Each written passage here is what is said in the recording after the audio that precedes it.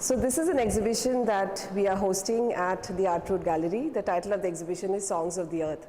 And if you see the works around, the title itself is very self-explanatory. It's just the works are done by traditional artists from the heartland of India, and the works are beautiful, lyrical, joyous. Their approach is extremely innocent and unpretentious. And it's a simple tales, visual stories told about their lives and the nature and the beings around them. And this particular exhibition, the Art Road Gallery is doing in collaboration with the Gondwana Art Project, who are doing an exceptional work in trying to develop these tribal artists to create contemporary works so that it can reach a broader audience, and the patronage is what we are looking at. And for us also, what we always believe in is that we should connect art, artists and art lovers together. So unless these works find a patronage, we feel, at least I feel, that our mission is half done. So that's the whole theme of having this collection, which is of about 12 artists from 3 regions, and they are Gondh artists, Bhil and Warli. And they are done in a very modern contemporary style, which is absolutely accessible to a young collector also. And this is something that is a very special project for us, so I'm very looking forward to it. The Songs of the Earth exhibition is on tribal arts done in a modern style, and we've got 12 artists that we are displaying here. Most of the artworks have been done by these tribals in their homes, in their villages in Madhya Pradesh or Rajasthan. As you can see, there's a lot of Gondh art here. We've got Bhil and we've got Warli. Most of the Gondh and Bhil comes from Madhya Pradesh, and the artists belong to either Dindori or they belong to Patangarh. A lot of them are now living in Bhopal and working out of Bhopal. Most of the artists in this project are women artists who are also doing other works. They're doing home chores, they're working in the fields along with their husbands because they're farmers, some of them. So it's not a full-time job for them. They do art whenever they get time. They do art in the evenings most of the times. Our focus was to try and get them to do something quite different, something new, more modern. So use their talent, use their techniques to create some modern art. And this is what we are displaying here, how the art forms can be used for creating something very modern and very contemporary, which can be not just for Indian audience, but also a global audience. Welcome to the exhibition Songs of the Earth, Rediscovering Traditional Narratives at the Art Road Gallery. And this is in collaboration with Gondwana Art Project, which is founded by Sundeep Bhandari, who is the co-curator of the show. And before I start, I want to also start with the name of the artist whose works are here. And these are all traditional artists, Gondh, Bhil and Warli traditions. So the artists' names are Anita Balu, Anita Shyam, Chandrakali Pusham, Geeta Bharia, Jyoti Uike, Rahul Singh Shyam, Rajesh Moore, Rambai Tekam, Ramesh Singh Vyam, Santoshi Shyam, Sita Meda, Suresh Durve. The title, as you can see, it is self-explanatory.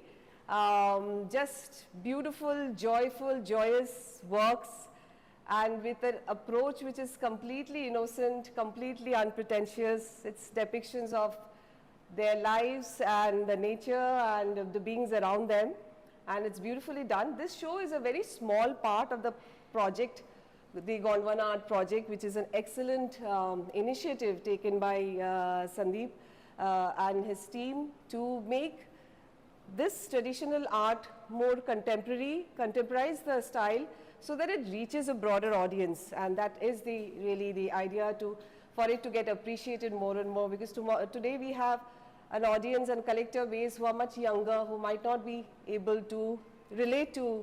The intention is to make the works more and more relatable. so that the patronage is there. Because ultimately what we also believe, and some of you who have come to our prior exhibitions, we always try and take up artist and art forms which probably need a little bit more discussion or a little bit more of appreciation, and this is kind of fell right in that mode for us. So we are very happy to collaborate, and personally I feel that unless the work reaches the collector's home, it's really that last mile is very important, and we are not, I'm going to not do justice to my work unless we do that. So by that way, these artworks are extremely relatable to the collectors, and without, as we know, without patronage it's impossible for the art to exist. And so we will talk about a lot of things, I'm sure, in the talk itself, which is, the topic of the talk is Rediscovering Traditional Narratives.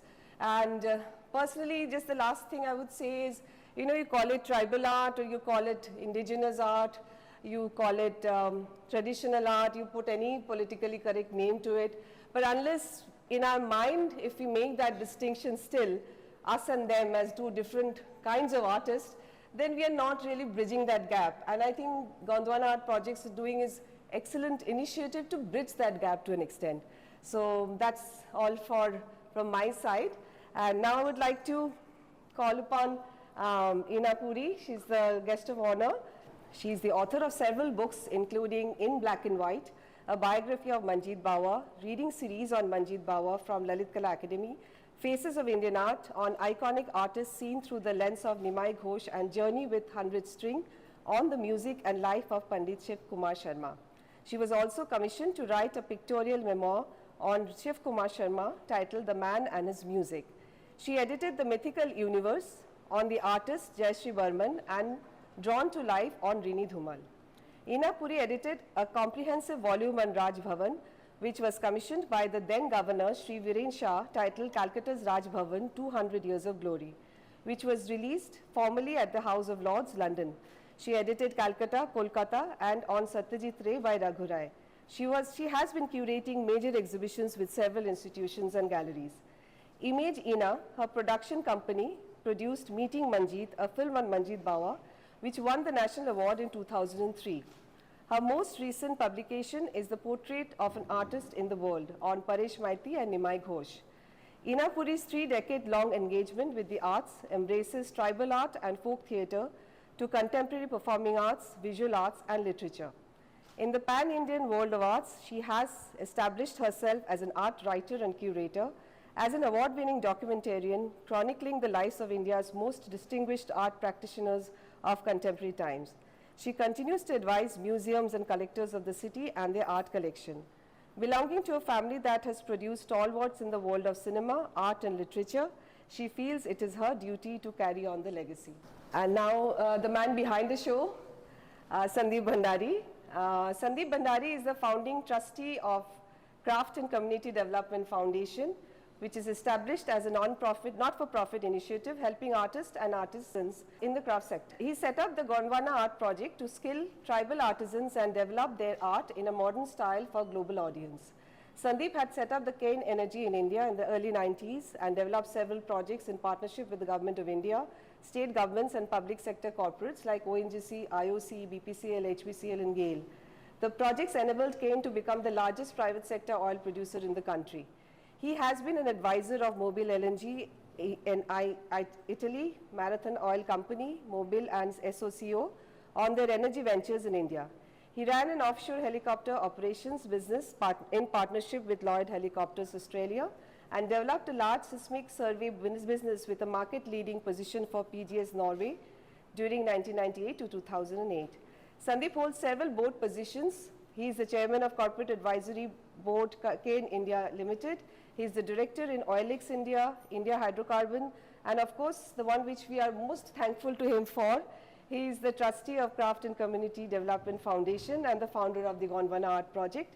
His personal interest lies in the fields of new age business, AI, sports, culture, and not surprisingly, arts and craft. Thanks for that, Lubna. It's a pleasure to be here and lovely to see so many people. Your chairs did fill up, by the way. You were worried that there'd be empty chairs. We have more chairs. Yes. Sundeep, we've of course known each other for a while now, and I have been following your work, as you very well know. Yes.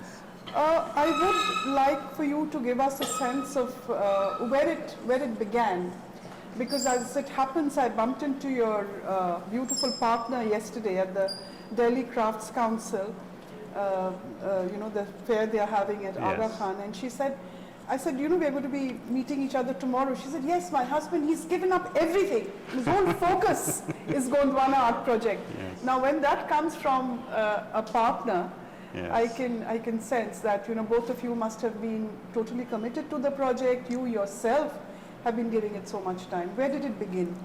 So it all began with her actually, because she's There you been doing go. so much of research work, and she's gone into places which I would have not gone on my own, in small villages, interviewing people from the road or from some communities, some craftsmen, and I was just hanging around taking pictures for her. So I think a lot of the inspiration came from that there is so much more than the city lives that we were living in, because she was constantly doing research in very remote areas. But of course, I was tied up with my corporate life at that time, and as we all are during different phases of our lives. But part of that corporate life also meant that I was also responsible for a very large CSR project for the company. And we did a lot of work with communities, different communities. In which area? Which So we, part of the country? because we explored, we were an oil and gas company, we explored in various parts of the country. We worked in Andhra Pradesh, we worked in Gujarat, we worked in Rajasthan. And therefore, a lot of the communities in these areas we were working with. Not necessarily in the arts or crafts sector, but generally working with the local communities and helping them with all sorts of initiatives. That obviously got me more interested in helping different communities, and as I got more time for myself, as I got free of a lot of the corporate responsibilities that I had, You were able to spend I started this initiative, and we started a not-for-profit foundation, which was meant to just focus on helping artisans in the arts and crafts sector, not necessarily artists doing paintings, but also any kind of art. So we worked with, for example, we worked with puppetry artisans. That's right, yeah. We helped the puppetry artisans go and display their art to school When children. you say helped, what did it mean? So, I think generally what is required is they require financial help, they require help in connecting them to organizations or schools, or Also showing their work, yes, exhibiting their works as show their work, and also to get children to get interested in puppetry. Yes. So that's one of the projects we did. Then we worked with, because of Vandana's connections with the textile sector, we worked with chicken curry artisans out of Lucknow, and that was a very successful project. That was also there. Yes. I happened to visit Bhopal, and it was for an event at Bharat Bhavan, but this was with Manjeet Bawa, and he introduced me to the tribal artists, and I had an opportunity to meet Durga Bhai and in fact several other artists there who are now working. Subhash, her husband. Durga Bhai in recent times has won the Padma Shri. Yes, yes. So in the span of these 20, 25 years, so much has happened in this sector, and I feel very proud about it, because when we had gone then to their homes in Bhopal, it was still pretty much not very organized. Yes. But in this span of time, like I was saying, today you see artists like Venkat, you see so many other artists who are exhibiting regularly, who are in, distant corners of the globe showing Yes. their works. There are museums dedicated to tribal art, which wasn't there earlier.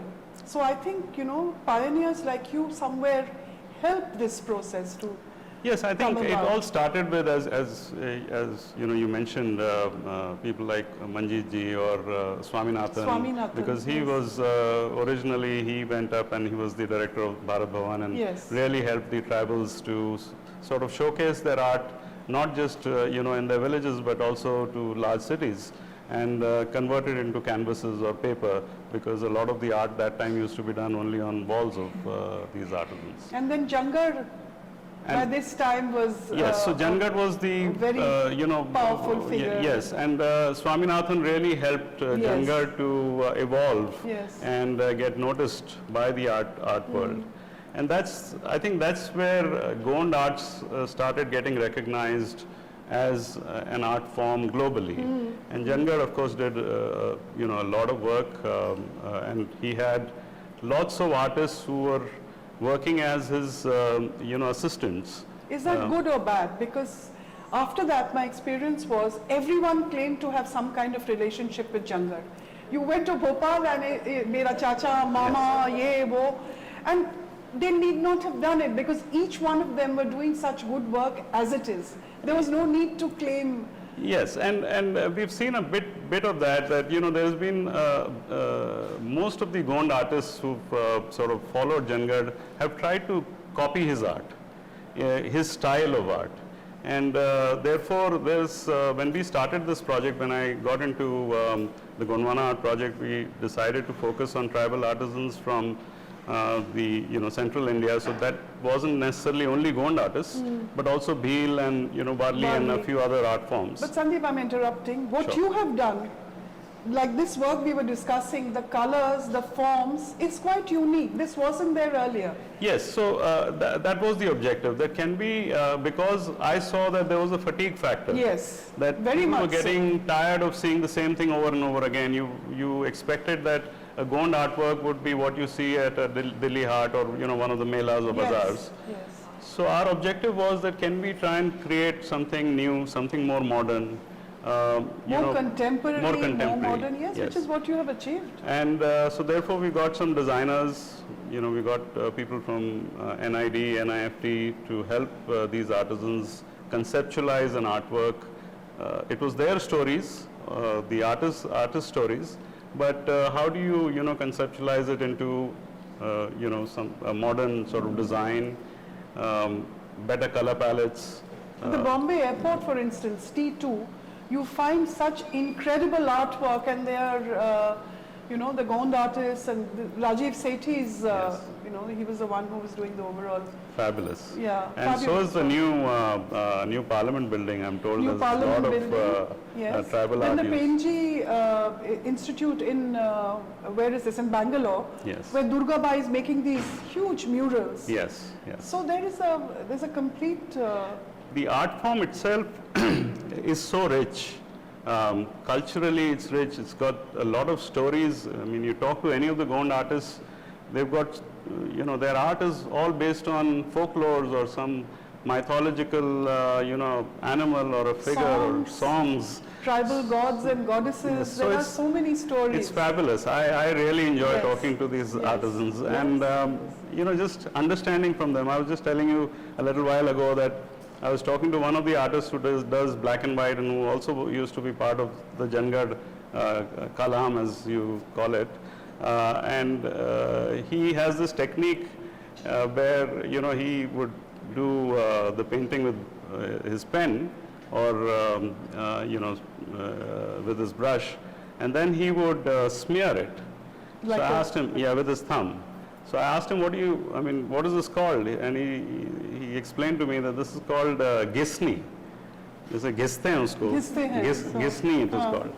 So it's if you research it, it's actually a technique that he started, Suresh Durve, and it's called And gisni. you have his works here. We have his works here, yes. And some very beautiful works. Yeah, in so fact. he's one of the most talented Gond artists, and I think it's just about getting the right opportunity. Of course, you know, people like Venkat Shyam and Baju Shyam Bhajju, have Mayank. made it big. Mayank, of course, because, you know, he's Related. Jangarh Singh Shyam's son. Yeah, really. So therefore, they have had the opportunity, but I think Suresh or some of the other artists here deserve an equal opportunity. And that's what we are trying to do, provide them a platform and try to showcase their art globally. I have a beautiful work of Pema Fathia's. He's supposed to be the grand old man of Bhil art, the genre of Bhil art. So tell us a bit. That particular work is a Bhil. Yeah, so it is done by a Gond artist, but it is in Bhil technique. Tradition. So a Gond artist also use dots. Yes. And we asked this artist that can you do something with only dots? And she said yes, of course. I do it all the time, but I also do some other figures. We said okay, let's try and create something which is absolutely abstract. It may not have any meaning. And she said, nahi, kuch na kuch meaning to hota hai. We said, okay, fine. So, we then started working with her in terms of what color palette she should use. Because what we've seen is that a lot of the Bhil artists were using very stark colors. Yes. But that's, that's their traditional art. And it's figurative. It is figurative. This work is more or less, it's an abstract. Yeah, it's a complete abstract, and so it came out beautifully. And also the colors are different. Yes, the palette is very different. So that is where we've sort of helped these artisans, and we've been trying to tell them we don't need to use so many colors. We could just use 2 or 3 colors or variations of 2 or 3 colors, and you can see that the art will look much more sophisticated. But tell me something, when it comes to traditional art forms, say the Bhil, the Warli, the Pottochitro in fact from Bengal. Yes. Will intervention help or change things? To what extent can one intervene? Is my question. Yeah, so I think because you don't want to change the way they work. And this is a question that I keep facing all the time, because a lot of people ask this question that will intervention sort of help or harm them in the long run? Yeah. And my view is that art has to evolve. Correct. It can't remain what it was in time. I mean, as as things are changing, we have to evolve in every kind of art form. So our attempt is that we should not we should make sure that the authenticity of the art form remains intact. So the Gond artists, for example, if they're doing semicircles, lines, dots in their artworks, all of that is used in even these modern artworks.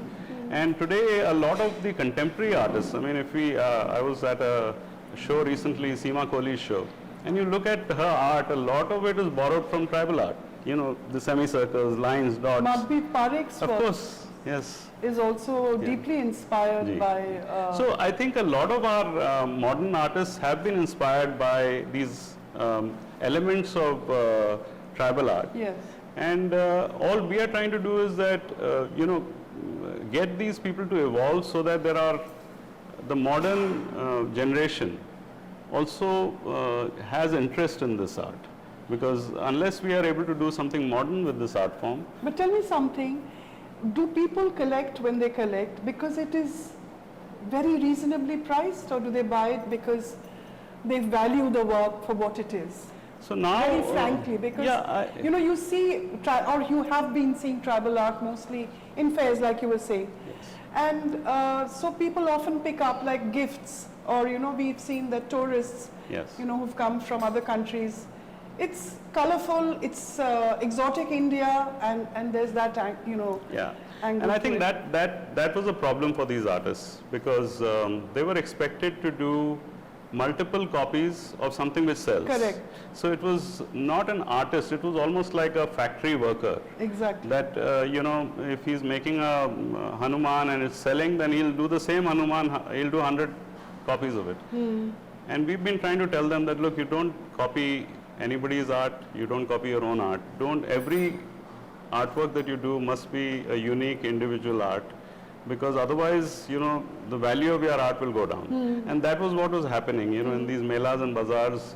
It's almost like, it's like these people are used, like craftsmen, the craftsman is asked to do a bullock cart, and then you do 100 bullock carts, and that's what he's doing. And Bhuri Bai was walking me through her section where she had painted. It was very interestingly done, because she's talking about her life. Yes. And explaining to me, the first time I was in a plane. So she's completely deconstructed the way she was taught to work. Plane, and Bhuri Bai is sitting in that plane, looking out of the window, and taking off. And in taking off, in so many more ways than one. So I think some people have really taken this to, to different levels altogether, especially where Bhuri Bai or Durga Bai are concerned. Yeah, and those are names which have made it big, because they've got the awards from the president. Also. Yeah, and they've had the opportunities. They've been showcased across the world now. But just like them, and I think there are as talented artists as them. Oh yes. Who haven't had the opportunity. And you have introduced me to a lot of these artists in your exhibitions, as a matter of fact. That's true. So we are just getting the second, I would say, second rung of artists to graduate to that top level. Yes. By getting them to do something which is more noticeable in today's world, because we all know what Durga Bai does, but we don't know what a Suresh Dhurve does, for example, right? So, and we are trying to get that platform for those kind of people. Who are the young artists in the Warli tradition, tell me? So we've had the granddaughter of Sadashiv Mashe, Anita Balu Mashe. She's, I think, in her 20s. This was the experiment with indigo. Would you like to tell us? The experiment with indigo was done by another gentleman, Rajesh Moore. Rajesh is based in Dahanu, and a lot of the Warli, most of the Warli is done with a background which is painted with either geru or cow dung. So they make a cow dung paste and they do the background, and then on top of it, traditionally in their on the walls they would use rice paste. But of course, using rice paste on paper or canvas is not workable, because as soon as you roll it, it will come off. So therefore, they've started using acrylic. You introduced. So we, we wanted them to do something different, and we asked them, how do you do something different as a background? And we tried, using black backgrounds. We've done some with white backgrounds, and on white, with black. And then we introduced indigo, and it was quite difficult to do indigo, because the artist, for a month he said that I have not been able to find indigo cloth in Dahanu, because he lives in Dahanu, so nobody could get him indigo cloth. So we had to procure it in Ahmedabad and send it to him in Dahanu, and he's done a wonderful painting. It's beautiful. Latika Nath, a conservation ecologist and photographer, is one of India's first scientists to complete a doctorate on tiger conservation and management from the University of Oxford. She has been living and working in central India, using photography and writing as a tool to raise conservation awareness at the grassroots level. In 2001, she was featured in National Geographic in an hour-long program called Latika Rana, Tiger Princess. Her works have also been featured in BBC, the National Geographic magazine, and displayed at the Royal Albert Hall in London, amongst several other prestigious exhibitions around the world. She has started a new luxury conservation tourism venture, Hidden India, and also heads design for the Claridge's Group India. She has an abiding interest in art and has a private collection of her own. And I must add, she's an avid collector of traditional Indian art, and particularly Gond. So, yeah. Latika, if you could just first tell us a bit about your work. I mean, that is an awesome biodata, so I don't know where we should begin. But if you would. No, so I've been working in the field of conservation for over 30 years now. And I work closely with Nikon, I work closely with Leica. I started off, people got to know me because of my work in photography in the field of wildlife photography. But subsequently, I've been photographing landscapes, people, architecture, really everything that interested me. But alongside this, right along, I've always been interested in art. And my love affair, if I can call it that, with Gond art and tribal art started when I first went to Madhya Pradesh. And I've lived in Madhya Pradesh now for over 20 years. And over that time, I got to know many of the Gond artists. I've been to Patangarh several times. Many of the artists would come and stay with me and just be there and asked me to support them for a few months while they just came and worked. So I have a huge collection of Gondwana art. I have over 180 pieces. Each one of them is sort of cherished and is at home. And people would look at me and say, oh, you're going to be reselling this. And I'm like, no, no, no. I love every piece. And, you know, I don't even have space to put it all up, but I sit there and look at it. And each one has a story, and I think that's the magic of this work. That's the great thing about tribal art. You know, they've got so many stories and folklores that they... But your interest is specifically the Gond? That's what I've worked the most closely with. But no, subsequently I've been doing, you know, a lot of work with lots of artists from everywhere. Very recently I worked with Sudarshan Shaw, and we've been working on using influences from different tribal art to make a biodiversity map of the Kanha region. So we've really been, you know, interacting with people from different parts of the world and different parts of India, and doing a lot of work. And your own interest, photography, have you also been documenting these artists, or is it more outdoors? More outdoors, but also people. I do a lot of people-based photography as well. But really in the areas that I work, and I work with big cats, so they're fairly remote areas. Right. So the people that live in those areas and that sort of work. So that's what I've been. Dinesh here actually. Yes. Dinesh Khanna's here, so that's wonderful. Yes. And so of course the tiger is a figure that you see a lot in Gond paintings as it is. Yes. But your interest is the real wild cat as well as the cat on the canvas. That's right. So that did is, you also come across the Baiga tribe? Yes. Yeah, so They live all you know, around. yes, and now you know we've just started working with the Baiga artisans also, and their art is so bold. It is so different from the Gond art, and hopefully next time we'll showcase that also. And they do a lot of art on tigers, the bark that they make. Yes. it's interesting because the form of the tiger takes so many different shapes. In Sundarban in Bengal, we have the tiger on the Potachitra, but this tiger is given a name because they are very scared that this is a man-eating tiger, so they can't call him Bagh. So they call him Dokhin Rai.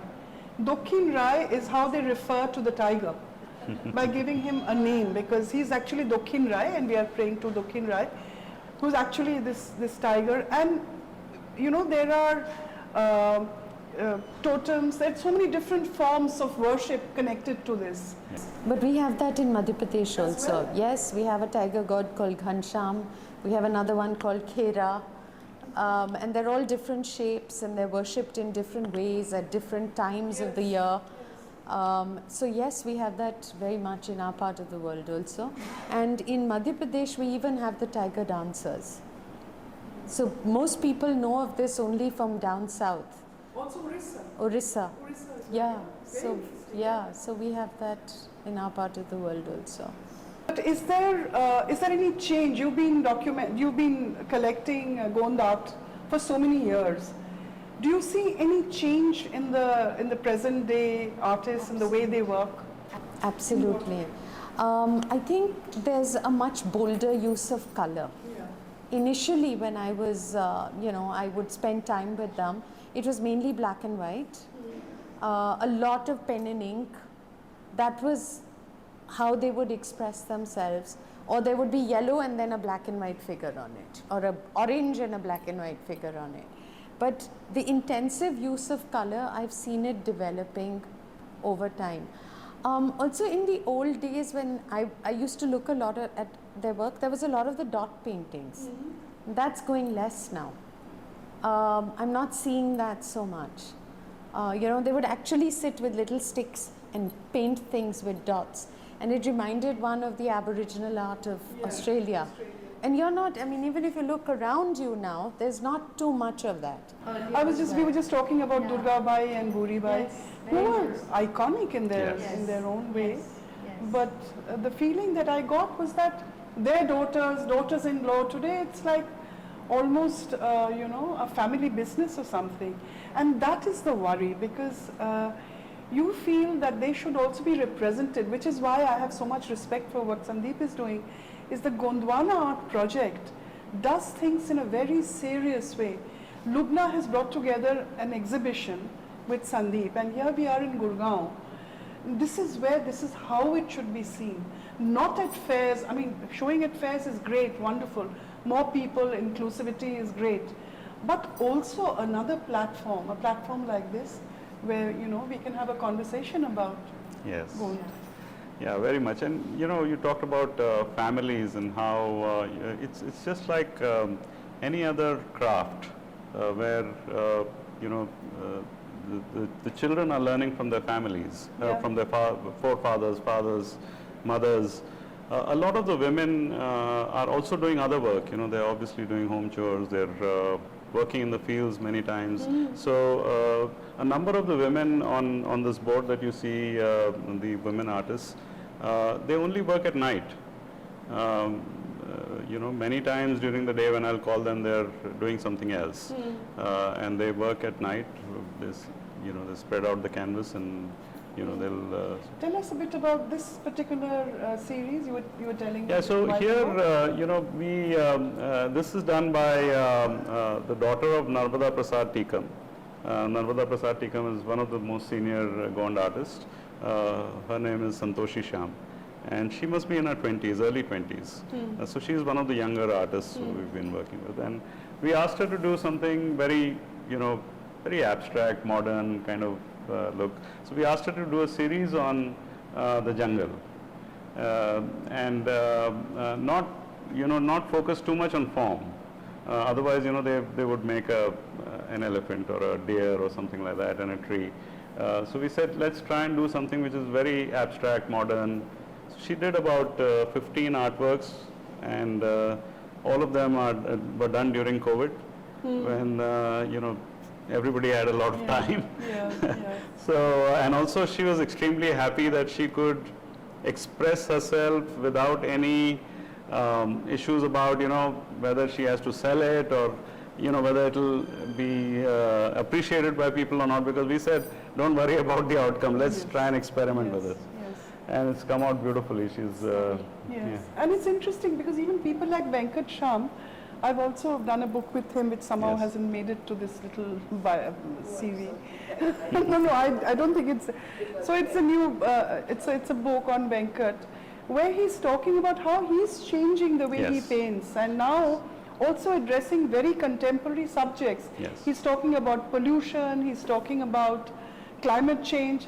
This is something that we see, in fact, you know, across the country. And again, Yes. I'm bringing back Potachitro.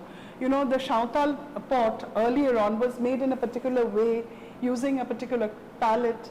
That is changing. As they sing of different things, the concerns that they have now in today's world. And that is Yes. an interesting change but to see. you know, that's a fact. I mean, art has to evolve, and sure. it has to stay with times. I mean, it can't be, you know, today's artists can't be painting what they used to paint 50 years ago. Yet we seek art from 50 years ago. But that is more as a collector and more of, That's you a know, collector's, and also as from a value point of view. I mean, I think that this art again will be appreciated maybe by people within the next 20 years or 30 years, because We are admiring it now. You don't today. have to wait for so long. yes.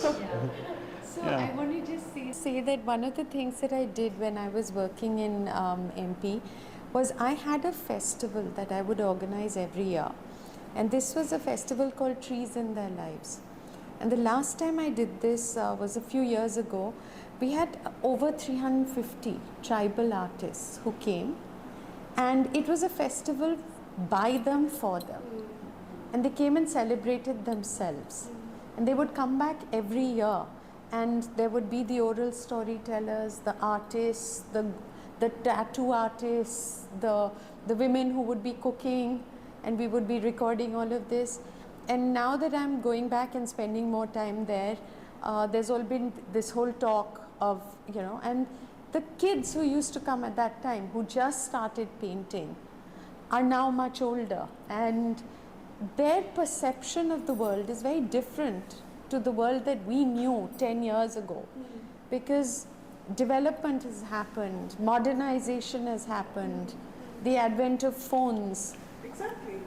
They've got access to the outside world.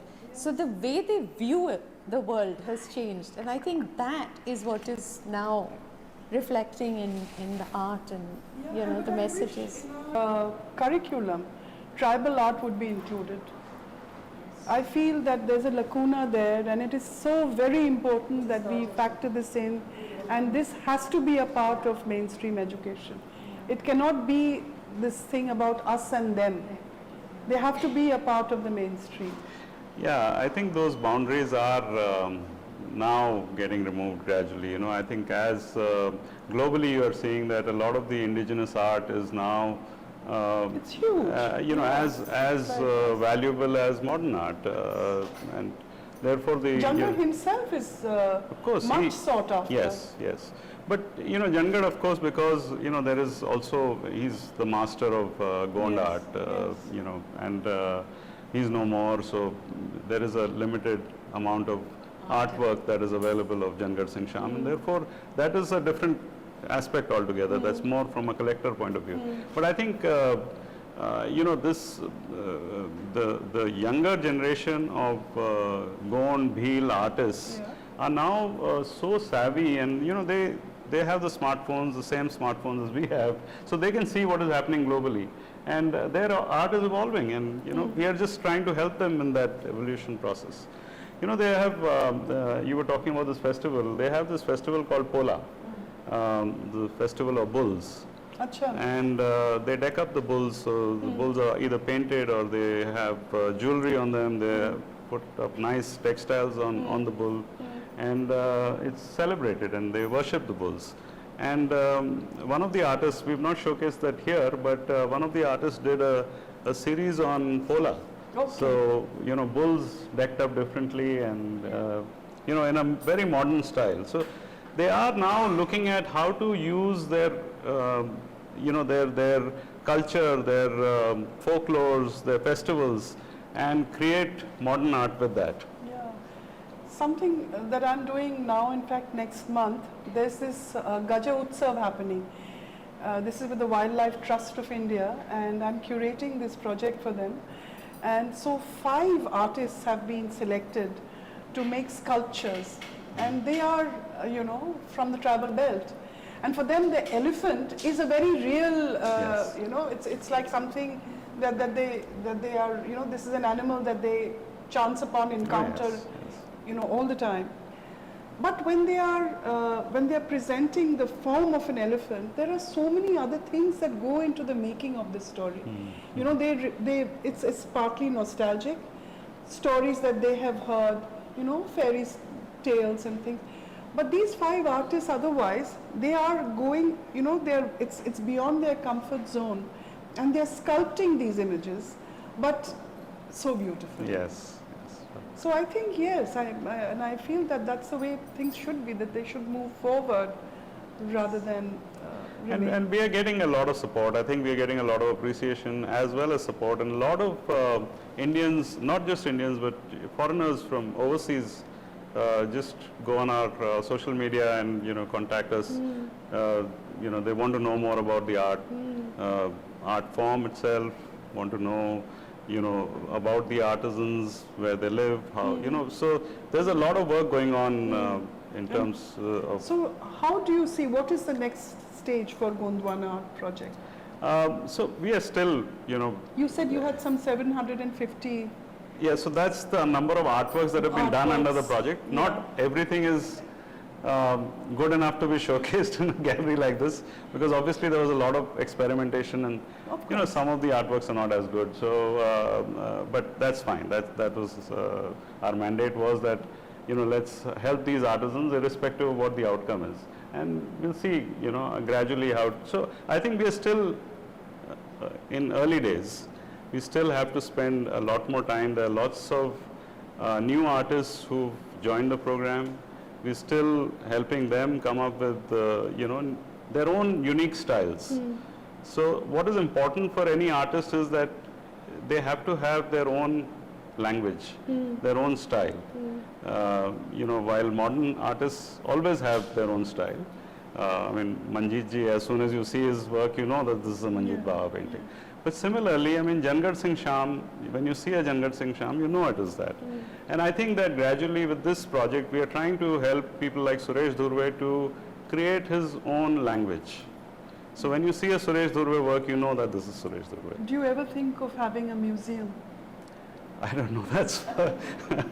where you could just possibly just display tribal art? I know, I wish, I wish. So opening the floor, is there anyone who would like to ask questions to our esteemed guests?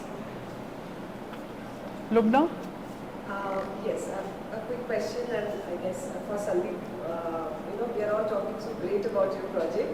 Is there any, has there been I wouldn't say criticism. I mean, people have asked... Yeah, so people have asked this question that, you know, are we, by trying to get them to do more modern, more contemporary work, are we sort of helping them or harming them in the long run? And my view has been that, you know, the very fact that these artists are interested in doing what we are, you know, suggesting to them is also, you know, it shows that they are not able to sell their art as they would like, you know, what they've been doing so far. So, you know, they have a lot of stock of the old artworks that they used to do, you know, 10, 15 years ago, or, you know, the copies that they used to make. But the value that they get for that art is minuscule. It's a pittance. It's a minuscule. So, you know, it's almost like many artists who come to Delhi Art, the amount of time they spend coming here, the transportation, their, you know, cost of living here. Many times you talk to them and they're not very happy that, okay, they might have sold 100 artworks, but each of them were, yeah. So I've seen that even with the Potachitra, because they know I'm a Bengali, and some of them, you know, you get to you know, start conversations. And that's it, because, you know, this whole trip that they make from the villages to Delhi, I mean, it's nice to have appreciation, but you also need to take something back home. And that's what we've done in this project. So when we started this, we just didn't want them to be uprooted from their workplaces. So right from the beginning, we've just met them once in our office, and otherwise, you know, that was just for them to get comfort that, you know, we were real. No, you're doing incredible work. You're doing but after that, it's all the work is done in their own homes. We don't ask them to come to Delhi or any other place. Everything is, you know, we've taught them how to use smartphones. We've, you know, taught them how to interact with the designers who are helping them. Because there have been all these middlemen who have been very exploitative, and they have taken complete advantage of the fact that, you know, these are people in villages. So they've come back, paid them hardly anything, or said that we'll pay you later. Let us first sell the works. Yeah. And, you know, no one's heard about Yeah, and that's a pity, because a lot of these artisans give their work on consignment, and then, you know, they never get it back, or they never get paid. So many times they just don't get paid. Yeah, Dinesh? A lot of this art, of course, one is artistic expression. The other is also, there is part of culture and part of prayer, for instance. You did mention that earlier you used to paint on the walls and use the medium of cardamom, etc. For them to move on to canvases, does it mean that are they letting go of those practices, or does that continue simultaneously while, you know, they're enlarging the world? No, I think and the reason I asked that question, if I may just add to that, is that in the last 30-35 years of my photographing in such areas, I found that earlier, especially after Diwali or after every big festival, or up to that, the walls would be painted, and I unfortunately saw the gradual change from traditional art to wall paintings by brands in the same spaces. And I found that really heartbreaking, and I've seen that happening everywhere in this country. Yeah. So is this again a way that they would move further away? No, I think that they are continuing to do what they traditionally used to do. They're still painting their walls. If you go to any of the artists' homes, their walls will be painted. They are continuing to do it at every festival that they have. And some of the other art forms other than Gond, of course, Gonds do this regularly. But I was just telling you about Sorai. We've been working with artisans from Jharkhand region, the Hazaribagh artisans. Yeah. And they, in fact, it's very hard to translate their art onto canvases. We are still trying to figure out how to make it marketable, because the material that they use, it can only be done on walls. So those kind of art forms are all done on walls even now. Or you have an artist making a painting. Yeah. What's the difference between the two? One is inspired because of something internal, or the other one is like it's a lifestyle.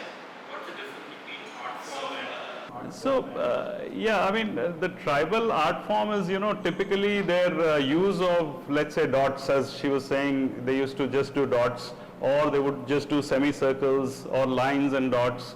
That used to be the form of the art, that they wouldn't, take a pen and just draw a complete figure. It'll all be with dots or lines or semicircles. That's what the art form is. And we are trying to preserve that even, in these artworks that you see, which are modern, but in every one of them, they've used, the techniques that belongs to the Gond art form, or let's say a Bhil art form. because something inspiring him, I evolved with time. And it's an art form, it's like I've grown up to a certain thing, and I'm expected to do that. I'm a mason, I'm supposed to continue to be a mason for the next generation. Is that what actually happens? So, for example, if you're used to a material and you've got experience in that material, for you to change from that material to something else is always a challenge. So, if you look at the life of a Gond artist, right from the time when they are 2 or 3 years old, they are, their father or their mother is painting, so they are also taking a brush and, doing the semicircles or lines or dots. Now, today, if you ask them to do a modern painting without those those techniques, it's ingrained in them. That's how they do their art. I've seen many families where the children are doing something else. It's not that they've become artists.